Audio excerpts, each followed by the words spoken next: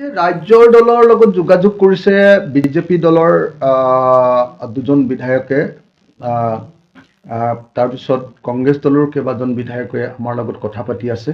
অসম গণ পৰিষদৰ বিধায়কে কথা পাতি আছে আৰু AIDFৰতো কেইবাজন বিধায়কে কথা পাতি আছে।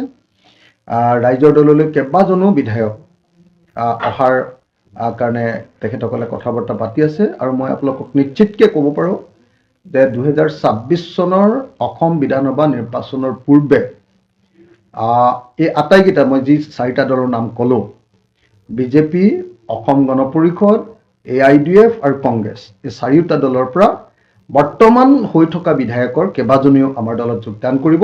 সেই সম্পৰ্কে আমাৰ মাজত কথা বাৰ্তা মোৰ লগত যোগাযোগ চলি আছে। অচিৰেই এইটো নহ'ব, এইকাৰণে যে ইলেকশ্যনৰ 6 মাহৰ আগতহে এইটো কৰাটো সম্ভৱ, নহ'লে আকৌ উপ নিৰ্বাচনৰ সন্মুখীন হ'ব লাগে। যাতে উপ নিৰ্বাচনৰ সন্মুখীন হ'ব নালাগে তাৰ কাৰণে অলপ পলম কৰা হৈছে, কিন্তু এইটো নিশ্চিত যে কেইবাজনো বিধায়কে, শাসক আৰু বিৰোধী কেইবাজনো বিধায়কে আমাৰ